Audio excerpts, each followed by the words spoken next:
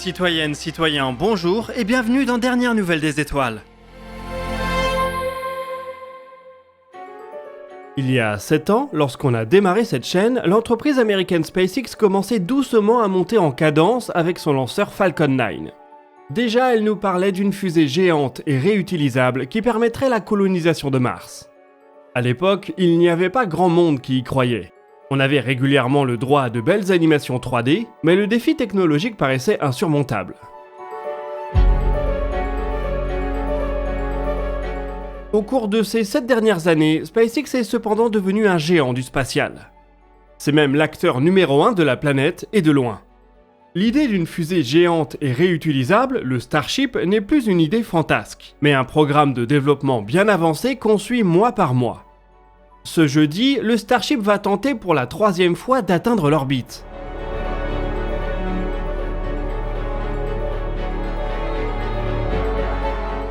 La dernière tentative a eu lieu en novembre dernier et s'est soldée par un échec.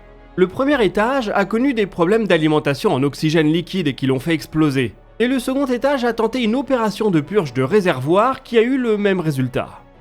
Avec cette 3e tentative, SpaceX va essayer de corriger ces problèmes. On connaît à peu près le nouveau plan de vol et les changements d'architecture du vaisseau. Comme en avril et novembre 2023, tout commencera à Boca Chica au Texas. Le booster Super Heavy fera décoller l'architecture grâce à ses 33 moteurs Raptor. 2 minutes et 45 secondes plus tard, le second étage, le Starship, mettra à feu ses moteurs directement sur lui. C'est la manœuvre qu'on appelle hot staging. Après ça, le booster tentera de revenir amérir dans le golfe du Mexique, cette fois-ci sans exploser. Jusqu'ici on connaît déjà. Des choses intéressantes vont cependant ensuite se passer du côté du Starship. S'il parvient à atteindre l'orbite sans exploser, SpaceX a concocté un programme de test assez poussé. Le vaisseau de SpaceX devrait ainsi tenter un transfert de propergol en orbite entre ses réservoirs de tête et ses réservoirs principaux, 10 tonnes en tout. Cela permettra d'engranger des données précieuses pour préparer les tentatives de ravitaillement orbital qui suivront. Le Starship devrait également tenter d'ouvrir sa petite trappe à charge utile, la fente située sur son dos que certains qualifient déjà de distributeur de pèse géant. Elle devra rester ouverte pendant 16 minutes en tout avant de se refermer pour préparer la rentrée atmosphérique. En cas de succès, cela confirmera à SpaceX que le vaisseau peut à minima servir à lancer des satellites plats au format Starlink. Environ 40 minutes après le décollage, le Starship rallumera ses moteurs pendant quelques secondes. Cela permettra de lancer la manœuvre de désorbitation et de tester le premier réallumage d'un Raptor dans l'espace. Cette manœuvre intervient assez tôt dans le plan de vol car le vaisseau de SpaceX va viser un site de crash dans l'océan Indien. Il lui faudra 13 minutes pour passer d'une vitesse orbitale 28 000 km/h à moins de Mach 1.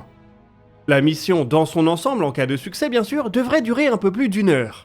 Ce programme complètement dingue doit démarrer jeudi à partir de 12h30 heure française. On sera bien évidemment en live sur Twitch 1 à 2 heures auparavant pour suivre tout ça. Le lien pour nous rejoindre est dans la description. Étant donné les progrès constatés entre la première et la seconde tentative l'année dernière, on peut se permettre d'être optimiste. SpaceX a de bonnes chances de réussir à mettre en orbite un nouveau lanceur géant qui se veut réutilisable. C'est donc un jalon historique dans l'histoire de l'exploration spatiale qu'on vous propose de partager avec nous. Personnellement, je frémis déjà d'impatience. Bon, évidemment, il faut également que la météo et la FAA soient au rendez-vous. N'hésitez donc pas à me suivre sur x @HugoLisoire pour connaître d'éventuels changements de plan.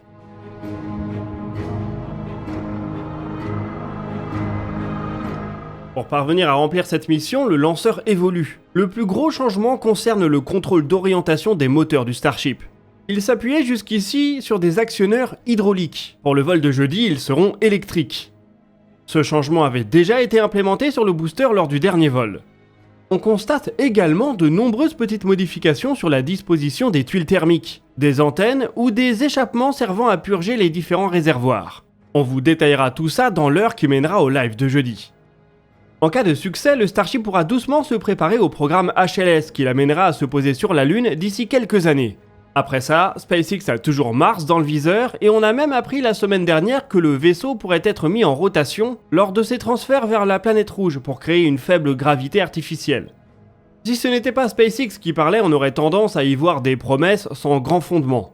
Mais comme on vous le disait en introduction, l'entreprise a maintenant prouvé qu'elle est tout à fait sérieuse dans ses plans même les plus fous.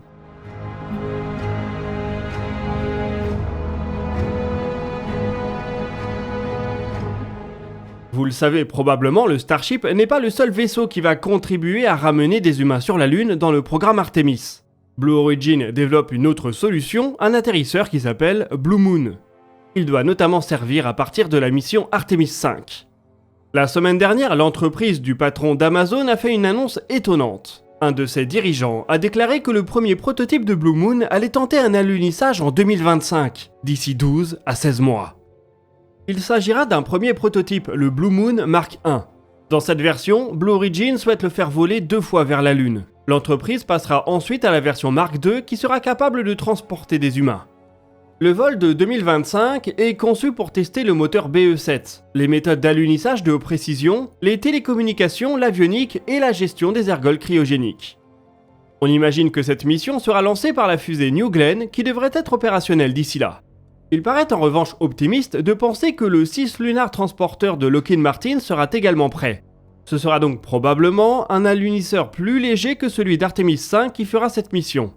Il ne comportera probablement aucun système de support de vie et il ne redécollera probablement pas de la Lune. Pour que ce calendrier puisse tenir, il faut déjà que Blue Origin fasse décoller sa fusée géante New Glenn cette année. Des tests de remplissage cryogénique sont en train d'être menés sur le premier modèle de la fusée. Pour le moment, tout semble être prêt pour un baptême du feu cet été.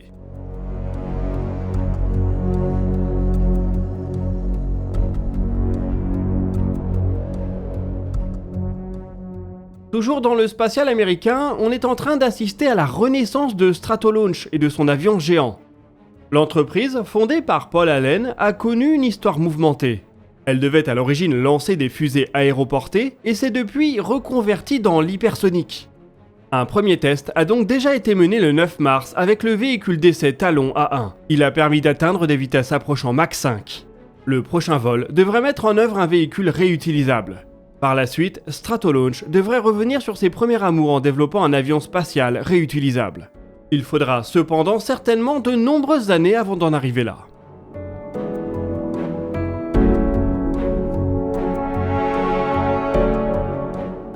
Allez, assez parlé des Américains, parlons d'Europe, la Lune, pas le continent. Depuis 2016, la NASA a une sonde en orbite autour de Jupiter, Juno. Celle-ci a passé une grande partie de sa mission à observer la planète géante. Mais elle a aussi, à quelques occasions, tourné ses instruments vers ses lunes. Le 4 mars, une étude est revenue sur l'analyse de la surface d'Europe par la sonde. Une équipe s'est intéressée à la vitesse à laquelle celle-ci produit de l'oxygène. La surface d'Europe est en grande partie constituée de glace d'eau. Cette dernière est soumise à un phénomène de radiolyse. Elle est décomposée en oxygène et hydrogène par le rayonnement ionisant auquel elle est soumise. Le champ magnétique de Jupiter est en effet à l'origine d'un des milieux les plus radioactifs de tout le système solaire. Europe se trouve pile dans la région la plus exposée. L'hydrogène produit par radiolyse s'échappe dans l'espace, mais une partie au moins de son oxygène est capturée par la surface.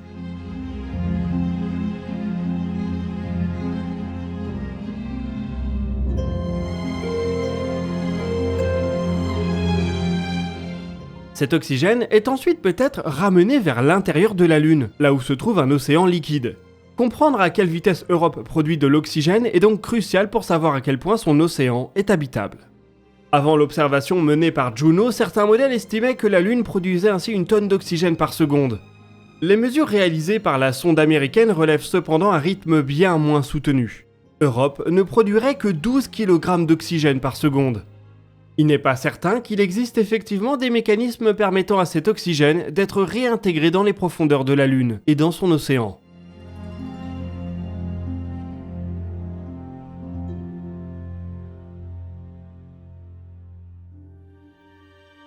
Si ces mécanismes existent bel et bien, l'océan se trouve de toute manière face à une source d'oxygène relativement faible. Cette observation serait donc plutôt une mauvaise nouvelle pour l'habitabilité de l'océan de la Lune. Il est faiblement alimenté en oxygène depuis la surface. Bien évidemment, il pourrait exister d'autres sources d'oxygène dans la chimie de la Lune, et il reste très difficile de modéliser ce qu'il se passe sous sa croûte de glace. C'est pourquoi Europe va faire l'objet d'un effort d'exploration important au cours des 10 à 15 prochaines années.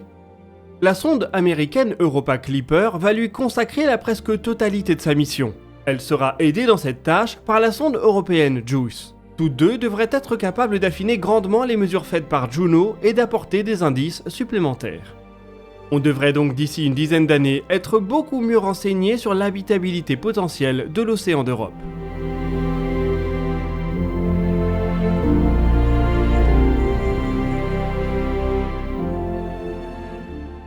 Et nous voici arrivés au bout de cet épisode de DNDE. Je vous invite encore une fois à venir nous rejoindre pour le live du Starship jeudi midi qui promet d'être spectaculaire. Vous pouvez trouver les liens pour nous rejoindre dans la description. N'hésitez pas également à poser vos questions et vos remarques, on y répondra dans la prochaine vidéo dédiée. Nous, on se donne rendez-vous donc jeudi pour un live historique et d'ici là, citoyennes, citoyens, portez-vous bien.